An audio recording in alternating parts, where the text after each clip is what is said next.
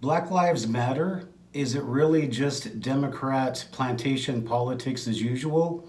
Coming up next on your daily congressional briefing with congressional candidate Matthew Heines. My name is Matthew Heines. I'm a veteran. I'm a veteran of the 82nd Airborne. I took the oath, and I'm here to defend my state.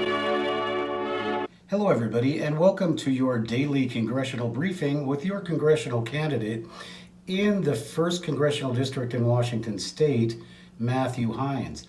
Now, I'm running for the United States House of Representatives, and today is one of the very strong reasons why I'm running, and I'm going to tell you very quickly before I go any farther that this is not about black and white, it's about rich and poor. But before we get any farther into that, I'm going to be talking about stuff that is going to be very controversial and might upset a lot of people. It actually might upset more white people than African Americans, or Asians, whatever. So I'm going to ask everybody who is not an African American to please just get up right now and turn this off or click this off or whatever, because this has nothing to do with you. This has basically everything to do with African Americans, and we need to talk about African American business. So, okay, let's just wait a second, let these guys shut this off, and all right, we just got that guy in Hoboken to turn his off. Okay, so it looks like we're alone now, so let me just introduce myself to you guys. And thanks for actually clicking on this channel, first of all. I want to explain to you that I am the most horrible racist and sexist you'll ever see. The fact is that I am horribly in love with, terribly in love, madly in love with a brown-skinned woman. I'm actually married to her. So all those people that are going to say, oh, well, he's a racist, whatever, or he's a horrible sexist, whatever, I want to get this all on the table right now. Absolutely. I love brown-skinned women. I think people with brown skin are just beautiful. And I know a lot of people agree with me. So anyway, so that's out on the table. So now you know, and you can tell people, oh, I know that Matthew Heines, he's a horrible racist and a sexist. And you've got the proof by looking at my beautiful wife.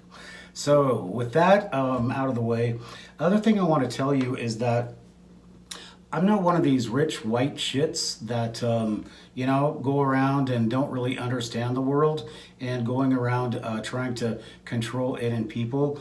I grew up very poor in a small town, and I'm not kidding, we had an outhouse, and we were so poor, actually, our welfare, our food stamps, they sometimes bounced. That's right, we were that poor, and we were so poor, and our house was so run down that we were one time sued by the city dump for copyright infringement, and we lost.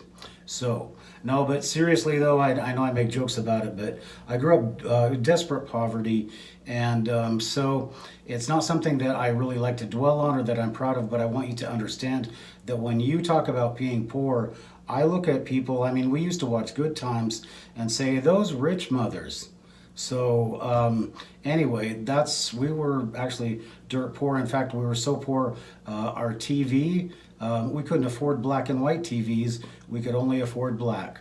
So, all right. So anyway, but yes, I grew up desperately poor, and jokes aside, I know what you're talking about when you're talking about the limitations of economics.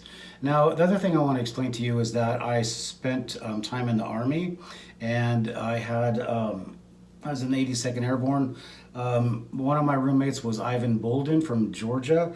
He was an African American, one of the nicest guys I ever met. And another one was Myron Johnson, who was from Chicago, and they were both such unique individuals. And anyway, but I spent years living with African American roommates, and it didn't, they're just normal people to me. Anyway, so the next thing I want you to know, and this is the most important thing that I want to talk to you about right now, that now that we've got all this out of the way, you kind of understand who I am. I studied the African slave trade. My senior thesis at Washington State University was a study of the African slave trade, and my thesis was that the slave trade was harder on the white crews that manned the ships because it was in the captain's interest that they didn't return home to get paid. So, and in that time, and this is not a topic I chose, they just didn't. I got stuck with the South America and Latin America as my senior thesis. I'd never studied anything about those countries in my whole time, and these were the only books in the library. So I went through the history of the slave trade, and I'm telling you, I had nightmares, and I just do not like to think about it, but just a horrible thing. But one thing I want you to remember about this is that the Africans in Africa sold these people. They didn't, the whites didn't go and get them. The African neighboring tribes sold them. And I think that that's very important to remember when we're talking about the black culture and how it has been completely denied by white culture in America. So now that you understand my background on African American history, whatever, I want to read you this statement because I'm going to read it to you because I want it to be perfectly clear. I want to talk to you about how the Democrats, financed by international bankers, have been treating you like you are still on the plantation and will continue to treat you as a marketable commodity until you vote for it to stop. While they are talking about civil rights on one hand, the wealthy elites who own the media and everything else are and have been importing drugs to sell to your kids and passing laws that make our legal system accessible only to people who write the laws. This is not about the police. This is about the manipulation of the poor by the media for over 100 years. Now, that being said, I want to give you a little bit more background. I'm the author of the book Deceptions of the Ages, Mormons, Freemasons, and Extraterrestrials, and I want you to, would like to direct your attention to the section in that book on Prince Hall Freemasonry, because you will see that the black leaders that you have today are all Prince Hall Freemasons, and that means that they belong to an organization, the Freemasons, who do not allow them, because they're African Americans, to join a normal lodge. They have to be Prince Hall Freemasons. So your Al Sharptons, Jesse Jacksons, and the people that you see in the media, politics, whatever, a lot of them are Prince Hall Freemasons and belong to a racist organization. Now, the Republican Party, of which I am not, I was originally, but I just live in Washington State, and honestly, I don't think a Republican will ever win anything in Washington State, but I believe in the Republican Party of Abraham Lincoln. Now, in the 1850s, a new party came out that was against slavery, and that was the Republican Party. But after the Civil War, the Democrats, in order to keep power and to keep those Republicans out who preached an honest day's work for an honest day's pay. These basic Republican principles, they didn't want to have any part of that in the South, so the rich people in the South just basically kept the plantation system in place, especially in politics. So what happened, and an example of that is the Ku Klux Klan. The Democrats were all the original founders of the Ku Klux Klan to keep the blacks in line. And then when civil rights legislation was passed, the Democrats decided, well, we can still use the plantation because we'll use our, house people to go around and beat up on anybody that doesn't follow our line. And so people are given power from the white elites. The people that you have in power historically are given power, granted power by the white elites, while at the same time, people who like the Black Panthers who advocate violence, they're also given priority in the media as well, because the media wants white people and people around the world to be deathly terrified of African Americans. On the one hand, as violent, potentially violent people, because they want that fear. Anything that is fear is going to sell in the media. And they also want somebody like Martin Luther King, who advocated peace. Because he wasn't going to shake anybody up, and nothing really had to get done if you're just going around advocating peace. So anyway, I have been horrified, just like everybody else, with what happened to George Floyd. And I've done videos ever since it happened. I keep doing more videos about George Floyd, and as we go along, we're finding out more and more. But to conclude this video, I want to bring your attention to the latest development, and that is when a Black African-American woman, Candace Owens, as well as other people, have come out and said, wait a minute, this is the problem with the Black community. We can't idolize people that stick guns in people's bellies. Why don't we idolize the physicists and the writers and the politicians and the guy, the poor police chief who got shot trying to defend somebody's property? Why is that man not a hero to the Black community?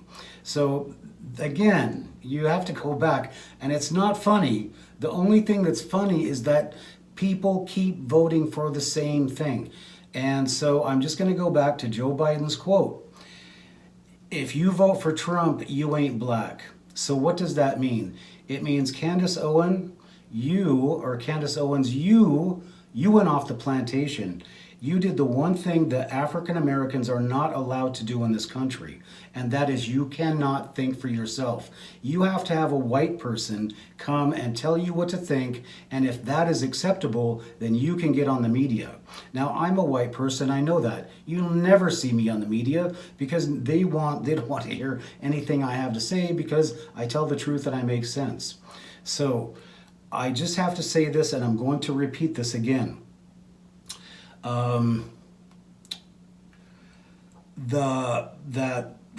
Candace Owens is a perfect example of somebody who ain't Black.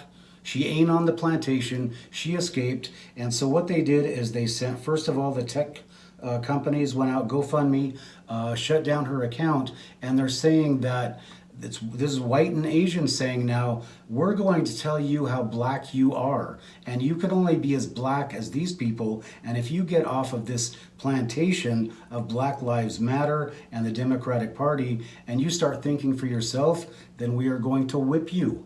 We're going to whip you. We're going to whip you. We're going to shut down, take away your food, and we're going to get the hot irons out, and we're going to brand you. We're going to brand you a conservative, like that means anything. But unfortunately, in the world we live in today, where you have very simple people looking at shiny pictures and objects on screens all day, I might actually do some damage. So the last thing I want to say to all you guys out there before we let the white people back in is this. The truth is, removing the police would not have helped a pregnant woman with a cocaine addict named George Floyd holding a gun to her pregnant belly. The truth is, the wealthy bankers in the media will never, ever leave African American people alone to live in peace as long as you keep voting to stay on the plantation. And I will also add, if I were African American, I would shut down, I would never watch CNN, I would never watch MSNBC, because these are the people that own both sides. They also own Fox News. So what they have is they're taking all of the media and Twitter and Facebook, and they make money because when you get angry, you're on it and you're posting and everything else. So until you shut it off, it's never going to stop. Until you vote outside the box, which is exactly what Candace Owens did, and she was whipped and beaten and branded by the white community, by the white media, and then by their Black minions. So If you want to vote outside the box, if you want real change, it's not about the police. It's about these rich people passing laws that only protect themselves and only use you as a source of income for lawyers and judges and communities. So I'm Matthew Heines, and I'm running for the 1st Congressional District seat in Washington State. And the last thing I want to say to you before I go is if you vote Democrat, you're still voting to stay on the plantation. If you vote Republican, then you're still voting for the same things that you've been voting for before.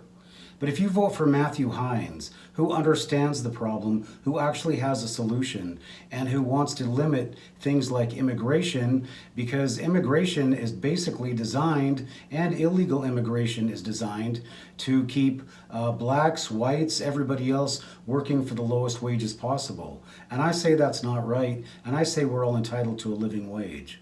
So if you want real change, somebody with real ideas, and somebody who understands the problem explicitly, and somebody who is actually going to do something about it and cares about nothing else, then please consider voting for me.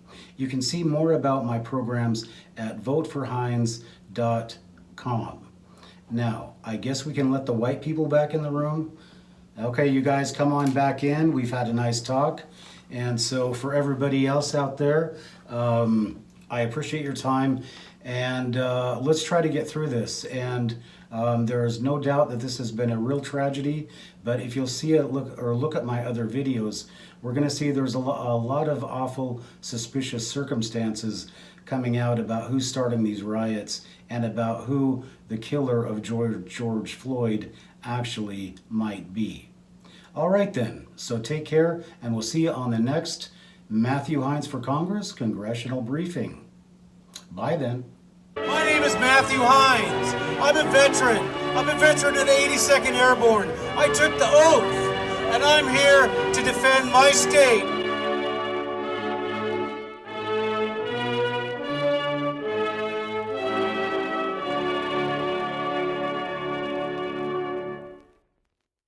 Congressman Susan DelBene has been in office since 2012. Using her substantial financial resources, thanks to Microsoft, and her $84 million fortune, she has been able to continually maintain an office where people still have little idea what she's done. Well, she's learned to dance around, and she's learned to do all the political maneuvers you have to do to keep getting reelected. Well, Susan DelBene, it's time for you to go.